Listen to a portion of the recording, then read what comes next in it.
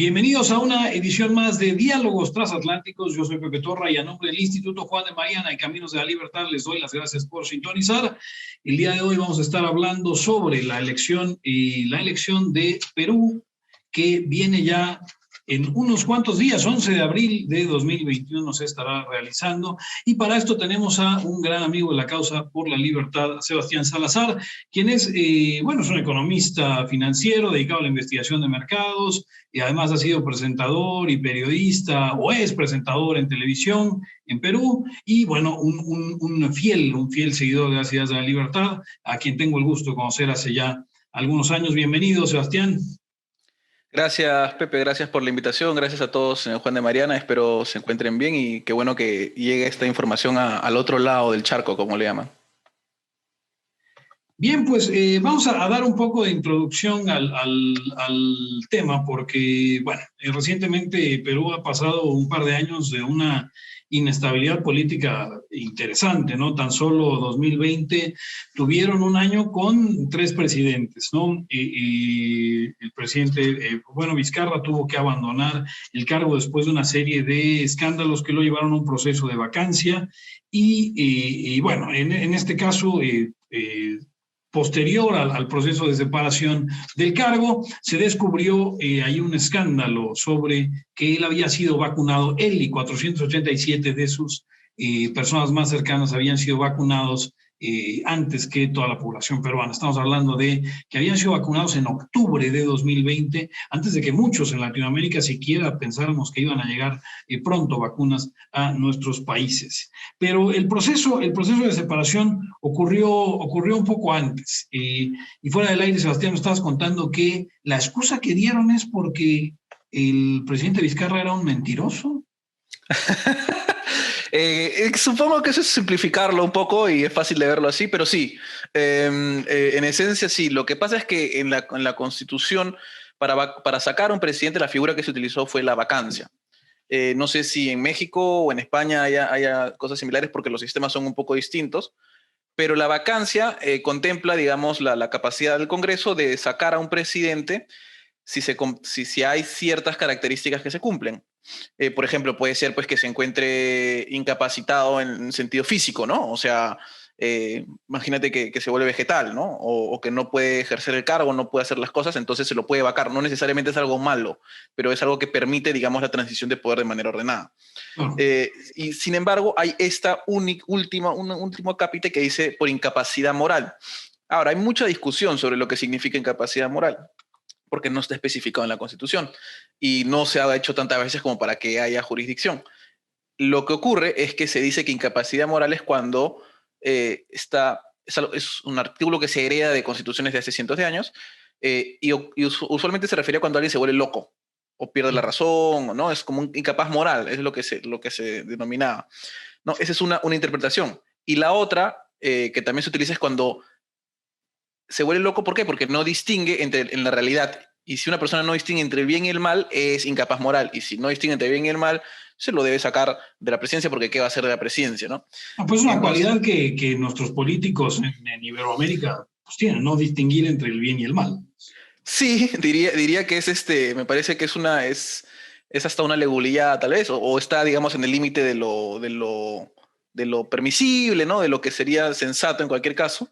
No estoy diciendo que esté de acuerdo con que se hubiera quedado el presidente, ¿eh? Solo estoy diciendo que la manera en la que lo sacaron es bien, digamos, contra la línea, ¿no? Podría haber sido offside como podría no haber sido offside, ¿no? Entonces, lo sacan de esa manera. El presidente era en ese momento bastante popular, expresidente Vizcarra, era bastante popular y más bien el Congreso no tanto. Entonces, lo que ocurre en ese momento es que el presidente dice, ok, me voy, sin problema. O sea, no protestó, no fue una corte superior de interpretación. Dijo, no, me voy, gracias. Y porque él era el segundo vicepresidente del presidente anterior, ese es el menjunje que había. Había un presidente que fue electo, el PPK, con su plancha presidencial. Perú, a diferencia, tal vez no sé en México si sea igual, pero Perú tiene 2 vicepresidentes. ¿Por qué? Porque durante una época los paraban matando. Entonces necesitaba haber, de verdad, una época de convulsión hace años, decenas de años, paraban muriendo el segundo vicepresidente. Entonces, para que hubiera una sucesión limpia, quedaba uno segundo. Entonces todavía guardamos esa relación. México tuvo una dictadura tan estable por 70 años que no requería de ningún tipo de vicepresidencia, pero es interesante este dato. Pero síguenos contando, perdón. Entonces, en ese momento PPK, pero Pablo Kuczynski renuncia a él y supuestamente tenían que renunciar los vicepresidentes para adelantar la elección porque había también una confrontación entre el legislativo y el ejecutivo. La primera vicepresidente renuncia, pero no estoy seguro qué ocurre, que no es aceptada porque el que asume al final es Martín Vizcarra. Entonces, ella no asume y Vizcarra sí asume. Luego hay una confrontación con el Congreso. Ella ya había renunciado antes a su vicepresidencia, es lo que había ocurrido, perdón.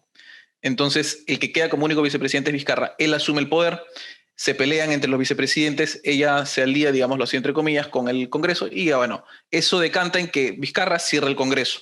Luego se elige un nuevo Congreso. Este nuevo Congreso, en menos de un año, decide vacarlo. ¿Por qué? Porque había una noticia de que había dado unos contratos a un personaje que se llama Richard Swing, que es su nombre artístico, y había habido además unos audios en el cual se escuchaba cómo él trataba de tapar el hecho de que lo conocía, porque ya había negado que lo conocía. ¿Cómo se llegó a esos audios? Es otro tema. Digno de una comedia de enredos toda esta situación. No, es enredadísimo. En esta cuestión no te quiero meter en Honduras, porque sé que el público liberal suele ser complicado a veces, pero muchos liberales hablaban de respaldar a Vizcarra, otros de sumarse a las protestas en su contra, otros hablaban de dictadura cuando disuelve el Congreso, otros defendían la decisión, y los latinoamericanos siempre nos quedamos pensando como, cuando se trata de Perú, y perdón que lo ponga así, hay liberales que dicen Fujimori, hay liberales que dicen Vargas Llosa, y en este caso nos dejaron igual. Desde tu punto de vista, intento, sin ponerte en Honduras, ¿cuál sería el punto de vista, digamos, desde la teoría?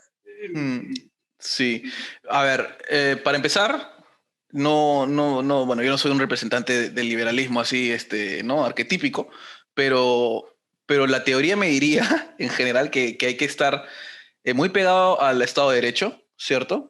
A que se mantengan los principios legales y los más que legales de derechos. Si vamos por Hayek, vamos por Mises, digámoslo así, lo que mantenga la propiedad en su debido balance. No voy a regresar tanto entre Fujimori y Vargas Llosa porque para qué pelearme entre dos alternativas que no son particularmente liberales, ¿cierto? Entonces, lo que ocurrió al final, creo yo, se puede dividir en un cuadro tal vez de 4, ¿no? Una matriz de 4, y es simpatizabas con el Congreso. A ver, ¿con quién simpatizabas menos? ¿O con el Congreso o con Vizcarra? ¿Ok? Si simpatizabas menos con el Congreso, probablemente te inclinabas un poco más hacia Vizcarra. ¿Por qué? Porque se veía más capaz. El Congreso es el actual Congreso bien populista. Ha habido medidas que la verdad van a comprometer, ya han comprometido ya a cómo se ve Perú. Pero dejando de lado eso, también tenías el otro tema de cuánto, como yo te decía, cómo interpretabas tú qué es lo que decía la Constitución. Si es que la Constitución daba cabida a esta medida de que lo pudieran sacar así o no. Si tú crees que no lo podían sacar así y que más bien era una jugarreta del Congreso y además no simpatizabas, probablemente eras un liberal que se encontraba en ese eje y lo que ocurría era que decías, no, hay que no proteger a Vizcarra, que es lo que yo recuerdo por lo menos, sino proteger la institucionalidad, ¿cierto? Pero mientras tanto también había liberales que decían, no, Vizcarra se ha estado aprovechando de toda esta situación, en pandemia no ha hecho nada, ¿cierto? Ya no te cae tanto. El Congreso sí, puede que sea un desastre, pero el Congreso, aunque sea, ha sido electo recientemente, mientras que Vizcarra además es el segundo vicepresidente de un gobierno que ya no está.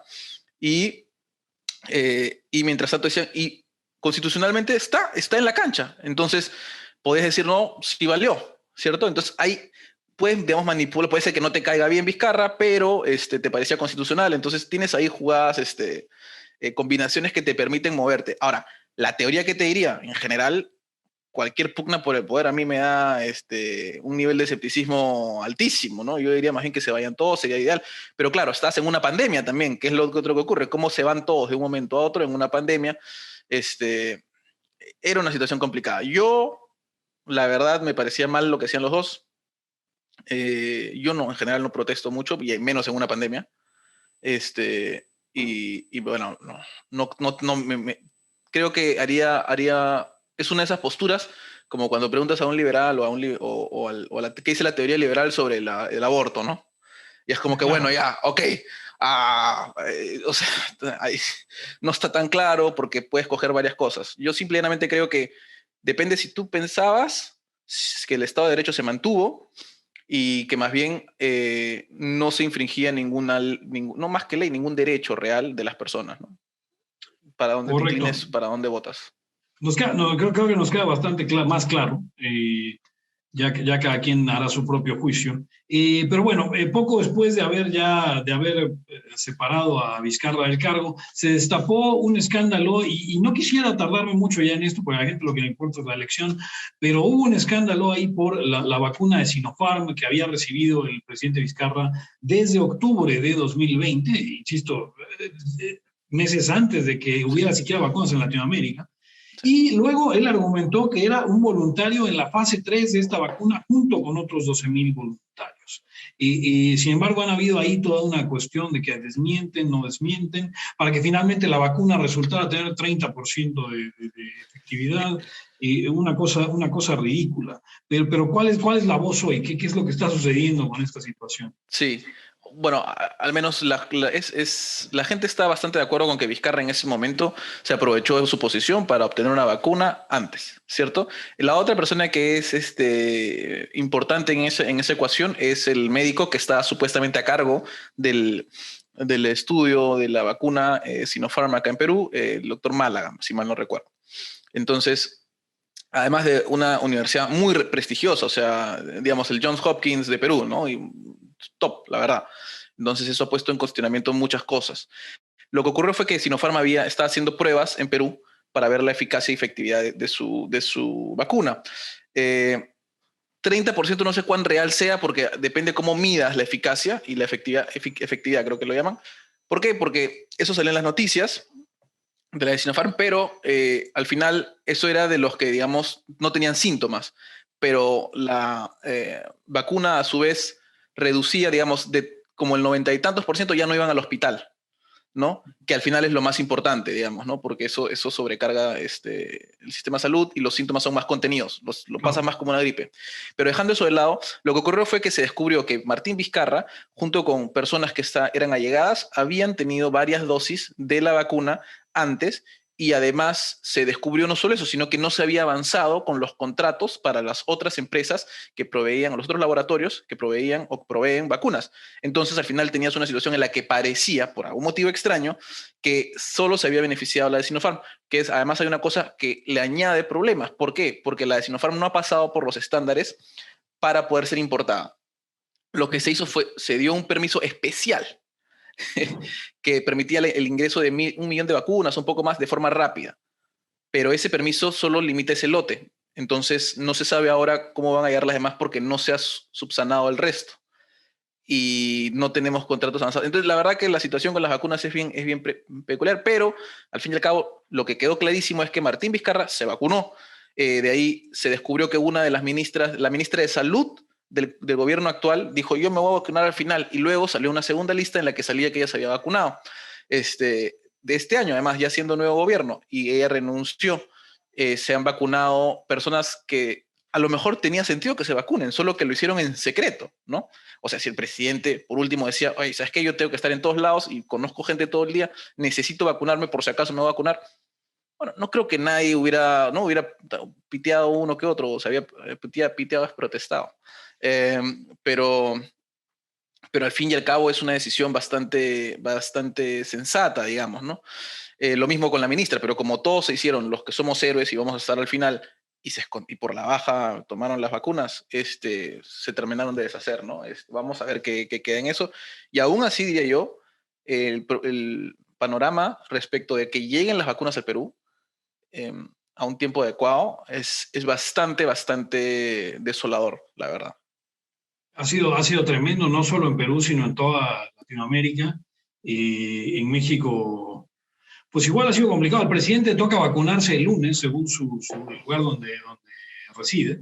pero yo no dudo que haya habido ahí algún arreglo. Sin embargo, aún sin dudas no tengo ninguna prueba. Pero bueno, en toda esta inestabilidad, que está viviendo el Perú desde ya hace, pues bueno, desde todos los escándalos de PPK hasta hoy, y viene una elección que llega ahora el 11 de abril y en la cual las últimas encuestas arrojan, a mí me parecería que 4 candidatos que son pues los probables, ¿no? El primero de ellos es Johnny Lescano, de Acción Popular, entiendo un partido de centro-derecha, George Forsyth, arquero de Alianza Lima, de Borussia Dortmund, seleccionado nacional, y recientemente alcalde de La Victoria, un distrito de Lima, entiendo. Sí, sí. Okay. También Keiko Fujimori, ya la perenne candidata hija del expresidente Alberto Fujimori, y finalmente la progresista Verónica Mendoza, quien fue candidata en el proceso pasado también. Un nombre familiar, por ahí también se asomó en las encuestas que me sorprendió bastante, Hernando de Soto, con un 5% de intención de voto. Sí. Pero lo más interesante para mí en este momento, Sebastián, y me gustaría que hiciéramos un recorrido rápido de los candidatos, pero lo más interesante es que 37% hoy, a 10 días de la elección, no sabe o no responde.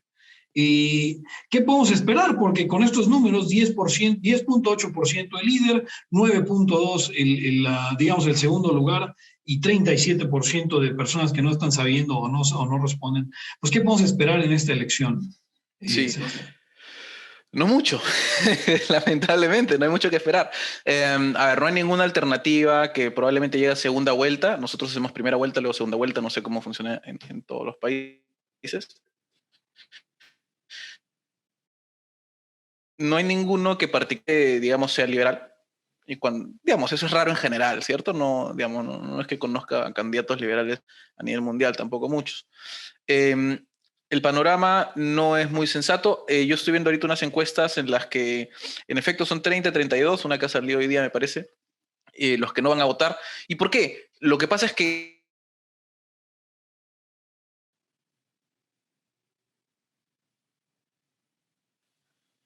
Yo me he perdido. Te perdí en lo que pasa es que, pero todavía no estás totalmente vuelta. ¿Me oyes? Sí, ahora sí, ahora sí. Ok, Se vamos. desconectó por un minuto. Me estabas contando de por qué no va a votar la gente. Sí, ok. Lo que está diciendo es, tenemos una situación de pandemia bastante drástica, ¿cierto? Perú ha tenido una de las medidas durante casi un año de cuarentenas más duras a nivel mundial. Además, no es que nuestro sistema de salud haya podido aguantar la primera y la segunda ola, en eso estamos. Entonces, al final, el riesgo de las personas, y ha muerto mucha gente, la verdad. Ha muerto mucha gente y mucha gente se está contagiando todavía. Entonces, estas medidas lo que han hecho es que la campaña sea completamente sui generis, ¿no? Más allá de la banda, pero hace que nadie conozca a sus candidatos. Digamos, voy a poner un ejemplo, pero digamos, Hernando de Soto tiene 80 años. Hernando de Soto no ha empezado a hacer campaña hasta hace un mes, ¿no? Realmente. Entonces, ¿por qué? Porque, bueno, pues se contagia, la verdad que el riesgo es bastante amplio, ¿no? Bastante alto de que algo no beneficioso le ocurra, por no decir que se muera. Entonces, tienes personas que no pueden salir de sus casas, candidatos que no se pueden mover como antes. En general, el tránsito a nivel nacional está bastante restringido, ¿cierto? Y eso hace que al final una gran cantidad de la población no conozca al candidato. O sea, no lo conoces. Digamos, tienes nombres como Keiko, pero Keiko más que nada tiene antipatía hoy por hoy, ¿no? Tiene un porcentaje alto, sí, pero tiene más que nada antipatía. Verónica Mendoza también, pero Perú tradicionalmente no será un paraíso liberal, pero es antiizquierda por motivos claros del gobierno de Alan García durante los 80, todavía en la memoria, y bueno, la gente se olvida, pero el gobierno de Belaúnde, que es Acción Popular, también fue de izquierda, o sea, sería uno de los peores gobiernos si no hubiera sido porque apareció el de Alan García el año siguiente, pero lo que ocurrió, entonces esto conlleva que las personas no puedan saber quiénes son ni sus candidatos al Congreso ni sus candidatos a la presidencia. Al ser esa la combinación, se explica un poco las personas que no quieren votar por alguien, no les convencen, no los conocen, no saben sus propuestas, ni siquiera lo han visto necesariamente. Mucha parte de la población en el Perú está en zonas rurales, a las cuales no puedes llegar si no vas hasta allá. Entonces, eso hace que al final, al fin y al cabo, los candidatos, que además ni siquiera son candidatos particularmente populares, te diría yo. O sea, eh, Keiko ya está intentándolo por tercera vez, Verónica es la segunda, pero no es particularmente popular en muchos sectores. Johnny Lescano ha sido congresista 20 años, ¿cierto? Y de ahí Forsyth es nuevo, entonces él es el que ha tenido que caminar casi todo. Hernando de Soto tiene cierto renombre, ¿cierto? Pero, digamos, yo lo veo y está como en sexto, en las posiciones, están bien empatados para el segundo puesto. Eh, y eso hace que, digamos, el ausentismo sea gigantesco y mucha gente no sabe si va a ir, porque además el otro problema es que no tenemos vacunas, ni siquiera van a vacunar a los que son miembros de mesa, que son los que se encargan de que van a estar ahí sentados viendo que entre y salga la gente, ¿no? Entonces, la inseguridad es muy alta y eso lleva, creo yo, a que haya muchos que no quieran ir y muchos que no se hayan enterado quiénes están y de lo que se han enterado poco y no les gusta, no les convence. Muchos países vamos a tener elecciones este año. Bueno, ya Estados Unidos empezó y posteriormente Ecuador, y bueno, vuelven a tener su segunda vuelta pronto. Y Chile va a tener sus elecciones para la Asamblea Constituyente. Pero en todos hemos visto, bueno, en las últimas elecciones, en realidad hemos visto cosas interesantes como que los sistemas de encuestas ya no están realmente revelando como tal Eso las es cierto. preferencias del electorado. Y yo te Sí. pregunto, en una encuesta, digo, y entiendo que no eres un adivino que va a poder, pero en tu opinión, Sebastián, con una encuesta en la que el primer lugar tiene 10,8%, el segundo lugar tiene 9,2%, ¿podemos esperar que esto se refleje en los resultados finales? ¿O tú crees No que sé. vendrá una cosa totalmente diferente? Mira, lo que sí estoy seguro es que va a haber un nivel de ausentismo, o sea, gente no va a votar o va a votar en blanco y viciado a niveles nunca antes vistos, ¿cierto? No, si las personas a estas alturas no han, a ver, no creo que de los 30%, los 30 vayan en la última semana a decidir, ¿cierto? Ahora sí voto por tal o cual. Entonces yo creo que eso va a ser un paquete fuerte que va a ir en blanco o va a ir en viciado. Eh, no sé si hay una distinción en otros países entre blanco y viciado. Acá básicamente es uno lo dejas sin marcar y el otro pintas todo, con lo cual invalidas el voto básicamente, pero cuenta como que votaste. Ah, y no sé también, porque al final uno asume que conocen las condiciones de la votación, pero por ejemplo en Estados Unidos hay lo que el mail-in voting, ¿no? Que es el por correo. Acá no existe esa opción. No sé cómo será en México, no sé cómo será en España, no sé. Aquí igual hay que ir a las casillas, Hay ¿no? que ir a las, ¿cierto? Entonces, eso les permite, por ejemplo, por lo menos a los estadounidenses tener una opción en la que no se arriesgan, pero pueden votar.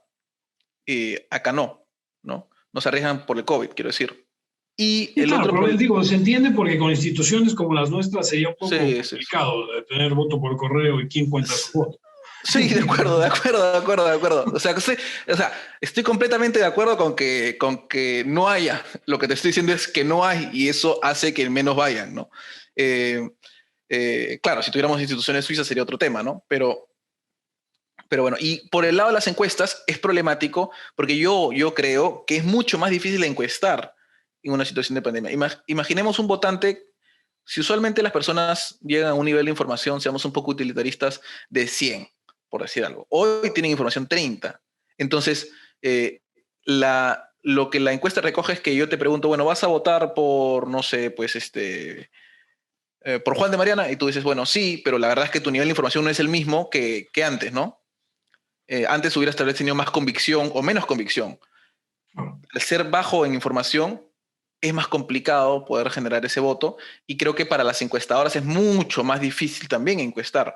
Ahora, de que parece que hay un breakdown un rompimiento entre lo que están encuestando, porque no solo es acá, en Estados Unidos también, ¿cierto? Me imagino que en México también, he visto encuestas también en otras partes. Eh, es complicado. Es complicado porque creo que la metodología que se utiliza para situaciones de pandemia y para situaciones en las que hay tanta volatilidad de creencias, o sea que un día crees algo y que al otro día ya no crees esto, no representa realmente lo real. O tal vez haya grupos muy concentrados en zonas a las que no llegas por algún motivo que no las ves. El Congreso actual de Perú tiene un paquete de un paquete de congresistas, quiero decir, que se llama FREPAP. frente, un partido religioso, evangélico. Bueno, no sé si evangélico, la verdad, pero cristiano. Y, y ellos no salieron en ninguna encuesta nunca. Y sacaron como 10 congresistas, o sea que 10, 15 congresistas, pero nunca figuraban, ¿no? Entonces, mucha gente dijo, oh, estas encuestas son, acá se les dice truchas o También en México engañosas. supongo que... Truchas, sí, bueno. Yo no sé cuánto sea culpa de la metodología y de las condiciones y cuánto sea culpa de las encuestas, ¿no? Sí es cierto que probablemente hay encuestas en las que les puedas confiar un poco más que otras, pero mira, no conozco particularmente, no me gustaría decir nada en contra de las encuestadoras porque siento que no tengo evidencia real, más allá de que se equivoquen, de que, ¿cómo se llama esto? De que me gustaría tener un Nate Silver en Perú para poder determinar cuán lejos o no estaban las cosas, ¿no? Pero acá no hay, ¿no? Tal vez haya que poner esa empresa. Pero vamos a asumir por un segundo que las empresas reflejan la realidad, porque pues necesitamos saber el resto de Latinoamérica, de Iberoamérica, pregunta, ¿cómo le va a ir a Perú? Y por ejemplo, si fuera Johnny Lescano, ¿qué podríamos esperar de la presidencia Ya, de Lescano? sí. A Perú le verá excelente, le verá a Perú, ¿no? ¿no? Vengan a invertir. No, a ver, más allá de eso, mira, Perú tiene mucha suerte en algo. El trauma absoluto que resultó del gobierno de Alan García generó que cuando se crea la Constitución del 93, en 1993, que es una constitución contra la que están luchando muchos de la izquierda, se crea un capítulo, un capítulo económico que da ciertas seguridades. ¿Ok? Además, de manera informal, el Ministerio de Economía y Finanzas ha tenido una línea de carrera en la cual hay unos burócratas, lindo el libro el de Mises, pero en este caso los burócratas conocen tan bien su oficio que han permitido que haya cierta estabilidad, ¿ok? En un mar inestable. Entonces, eso, creo yo, hace que sea muy difícil que macroeconómicamente se afecte mucho el Perú, con lo cual, digamos, es poco probable. Por ejemplo, Perú tiene una deuda externa de como 30%, ¿no? 30 y tantos por ciento, ahora ha subido, que es bajísimo, ¿no? Si lo comparas con cualquier otro país. Pero el problema va a ser desde el lado social y va a ser desde las políticas que puedan socavar justamente esa estabilidad. Johnny Lescano, que según veo las encuestas, me parece el único candidato que casi ante cualquier escenario, contra cualquier contrincante, gana la segunda vuelta. Digamos, un posible presidente, bueno, más probable que el resto por lo menos. Y sus posturas son más que de derecha, son populistas para cualquier lado. Yo no lo categorizaría como izquierda o derecha, porque hay momentos hubo unos debates hace unos días, ayer creo, en el que salió él y que le preguntaban por ejemplo, su plan de educación y él decía, bueno, yo voy a traer satélites para que pueda llegar la educación a los sitios más alejados, ¿no? Y es como, ya, está bien, pero o sea, un satélite no lo consigues de un día para otro, ¿no? O no lo construyes. Entonces, sus propuestas son más descabelladas y el populismo duro. Diría yo que es tal vez, ahí está, digámoslo así, es tal vez la encarnación más pura que he visto de populismo puro, en el sentido de que no tiene matices de izquierda o de derecha. Es como solo lo que cree que la gente quiere. Independientemente si la gente quiere cosas de izquierda o de derecha. No dice, voy a decir alguna burrada, pero dice, saquemos a los extranjeros. Saquemos a los extranjeros, va a decirlo, ¿no? Demos derechos sociales. Y al siguiente, no, pero hay que sacar lo que llaman la ideología de género del currículo, saquemos la ideología de género. Entonces, él oscila de una forma espectacular entre posturas que uno tradicionalmente categorizaría de izquierda o derecha. Ahora, yo sí creo que más de lo que le he escuchado es de izquierda, pero sí tiene ciertas propuestas que son de derecha, no lo voy a negar. Ahora, me hablas de que, bueno, que la salvaguarda son las instituciones peruanas. Y yo tengo que hacer la pregunta. Dos instituciones. No son las. No. Hay dos, probablemente o tres por ahí. Tengo que hacer la pregunta directa, porque antes de la elección de López Obrador, México contaba con la independencia del Poder Judicial. Ahora eso está en duda ya con el presidente Saldívar dándole la razón bueno, el presidente de la Suprema Corte dándole la razón al presidente de la Nación. Perú, seamos francos, Perú tiene con qué resistir a un populista de esta naturaleza. Por supuesto, por supuesto. Para empezar, nosotros no contamos con lujos como tener un poder judicial funcional o que sea de alguna u otra forma particularmente independiente, ¿cierto? Es independiente en el sentido que cada uno lleva sus cosas adelante. No estoy diciendo que haya alguna jugada, pero sí es cierto pues, que el Poder Judicial no se enfrenta directamente con el presidente, si es que lo quieres ver de esa manera, por lo menos en los últimos 10, 15 años, 20. Por un lado, ese es el Poder Judicial. Pero yo cuando hablaba de las instituciones nunca me refería a todas las instituciones. Y de hecho, a las tres principales no me refiero. No. Primero, creo en el BCR. El BCR, como te digo, la gente salió tan traumada, pero realmente es un trauma, es como Alemania. O sea, tú le preguntas a gente de a pie que a lo mejor no conoce ningún candidato a la presidencia y le dices, oye, pero más maquinita para que imprima más dinero. Si tiene más de cierta edad, te va a decir no. O sea, eso no. O sea, no sabe qué pasa, no sabe si es izquierda, si es derecha. No quiere tengo más. Que pausarte, perdón. Estamos. Play. Bueno, ya. Lo que te decía es que tú a una persona de a pie le preguntas, no sabe, puede que no sepa nada, pero le preguntas si quiere más, que imprima más y te va a decir que no, por el trauma de los 80. El trauma en el que cuando ibas bueno, que es Venezuela hoy por hoy, ¿no? Tal vez un poco más intenso en Venezuela, pero eso es lo que ocurrió. Entonces, el BCR, al mantener su independencia, logra de alguna forma dar estabilidad, por lo menos espiritual. Y de ahí, como te decía, el Ministerio de Economía y Finanzas tiene unos burócratas enquistados, si es que lo quiere decir de una forma mala, pero de otra forma decir es profesionales que están ahí hace tiempo, que funcionan dentro de o sea, como que funcionan dentro de unos parámetros que tienen establecidos, ¿no? Es como que tú le trates de decir, pues, no sé, pues básicamente cualquier jugador que trate de hacer magia, ¿no? Como, digamos, como Ronaldinho.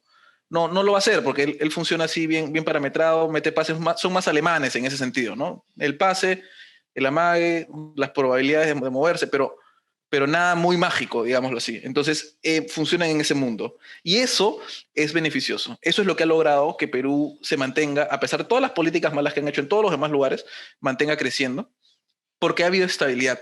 No se han gastado la plata, la deuda está controlada y fiscalmente somos muy responsables, hasta tal vez demasiado responsables en el sentido de que a lo mejor tal vez haya habido gastos que se hayan tenido que hacer que por conservadurismo, digámoslo así, fiscal, no se han hecho, ¿no?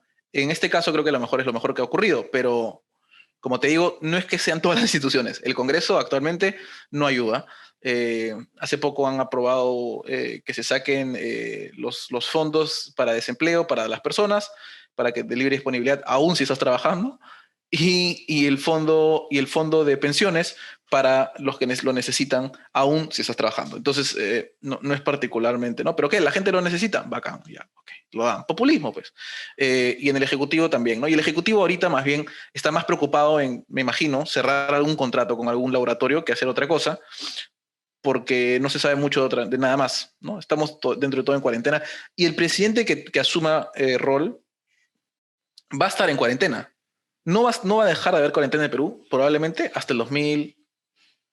Siendo honestos, siendo así optimistas, 2022 medio año. Siendo bastante optimistas, vamos. ¿Por qué? Por el ratio de compra de vacunación e inoculación. Sí, hay una página que se llama Time to Hurt, que ves, y Perú no estaba tan mal, estaba como que con los otros países latinoamericanos hasta la semana pasada, y ya no. Ahora estamos en como 4.000 días hasta que haya inmunidad de rebaño. Entonces, sí, claro. Yo me imagino que sentías orgulloso, Pepe, de México, decías como que estamos todos ahí, pero México lo está haciendo al menos 4 veces más rápido que Perú. Entonces, no sé si eso te hace sentir orgulloso o te dé pena Perú. Pero en cualquier caso, no es algo que se vaya a solucionar este año. Muchos candidatos a la presidencia están prometiendo este año cerramos la vacuna. No pueden, porque ya están comprometidas las dosis. Entonces, no va a solucionarse este año. Con suerte, el próximo año, medio año, diría yo. Ahora, me puedo equivocar porque no puedo predecir el futuro, al fin y al cabo, ¿no? A lo mejor entra un arquero que tiene capacidades distintas, ¿no? Sebastián, y hablando de eso, se nos está acabando ya el tiempo y te quería hacer una última pregunta y una respuesta bien rápida, porque insisto, sí, mi intención no es meterte en ninguna clase de problema. Lescano, Forsyth, Fujimori, Mendoza y los que siguen, ¿cuál es el peor escenario posible para Perú? A bote pronto. Ajá. Es difícil porque te diría que programáticamente Verónica Mendoza sería probablemente lo más arriesgado. Ella ya ha hablado además de reemplazar a nuestro banquero central. Pero Lescano tiene una magia en las propuestas de un día para otro que es envidiable, ¿no? O sea, me parece que el misterio que significa Lescano, porque los planes de gobierno existen, pero son una formalidad. Yo puedo presentar cualquier cosa y no tengo que seguirlo, ni nadie me va a decir, oye, no estás siguiendo tu plan de gobierno. No. Creo que el peor escenario sería tal vez, que pasen a la segunda vuelta Verónica Mendoza y Johnny Lescano. Porque ahí ni siquiera hay esperanza de que algo decente, o ni siquiera decente, pero no tan malo pueda llegar, ¿no? Creo que casi, mira, es que no sé, porque también con Keiko sería un tema. Te diría que sería una combinación de esas tres: Keiko, Johnny Lescano y Verónica Mendoza. Si pasa alguna combinación de las, o sea, ya sea Johnny Lescano con Keiko, ya sea Johnny Lescano con Verónica, ya sea Verónica con Keiko, cualquiera de esas combinaciones es poco. No sé qué ocurriría, la verdad. Porque aún si Keiko hiciera todo bien, aún si Keiko hiciera todo bien, sí, 11 de abril es en 10 días, pero lo que te está diciendo es que aún si todos hicieran todo bien y, por ejemplo, digamos, Keiko se vuelva la más liberal del mundo, tiene un voto tan en contra. Y el otro problema que no hemos hablado es el Congreso va a estar tan fragmentado que va a ser un desastre. O sea, sí, no sé. La verdad que no sé. Me encantaría poder darte el peor escenario para evitarlo, pero veo muchos malos. Estoy como Doctor Strange, ¿no? Solo hay una opción, ni siquiera veo una, ¿no? Los 14 millones de futuros posibles. No. Pues ya no falta mucho. Tendremos lo veremos. Si las interrogantes de cuál va a ser la combinación en la segunda vuelta. Y Sebastián Salazar, periodista, economista, presentador de televisión, te agradezco muchísimo el habernos acompañado. Gracias a ti, Pepe, más bien, por invitarme. A nombre del Instituto Juan de Mariana. Y también le agradezco a usted que nos estuvo sintonizando. Nos escuchamos en el próximo Diálogo Transatlántico. Hasta la próxima.